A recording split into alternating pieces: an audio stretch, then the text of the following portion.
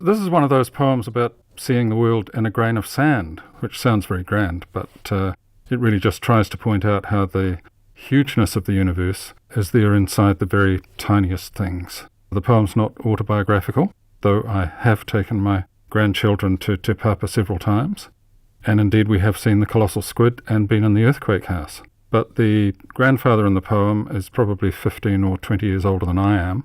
Even so, there are two things that are true. I'm a great fan of Farlap, who is the big horse made of bones in the poem, and I once even wrote a poem about him. And there's a kind of backstory to one phrase in the poem. I was on a wharf on the waterfront in Auckland a couple of years ago with my 4-year-old grandson, and I was explaining to him, perhaps a bit condescendingly, about the railway lines that were there on the wharf, and just saying, well, the trains used to deliver the cargo to the ships here. And he looked up at me in this most astonished way, and I thought, this is fantastic. I'm transforming this small boy's understanding of the universe. And then he said to me, "Are you from the olden days?"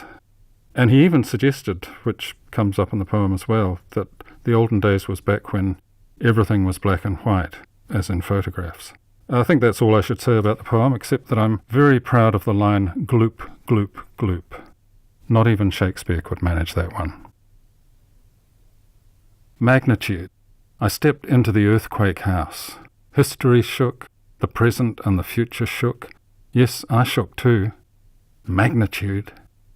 Then I saw the colossal squid. Gloop, gloop, gloop. Colossitude. My grandfather asks, did I find the big horse made of bones? He talks of pounds, shillings and pence. He's still got some. He says we could add them up together. I found a coin with a hole in the middle, a hair clip, a fishhook. He says, what do you mean back in the day? What's wrong with the old days? There he goes, the olden days.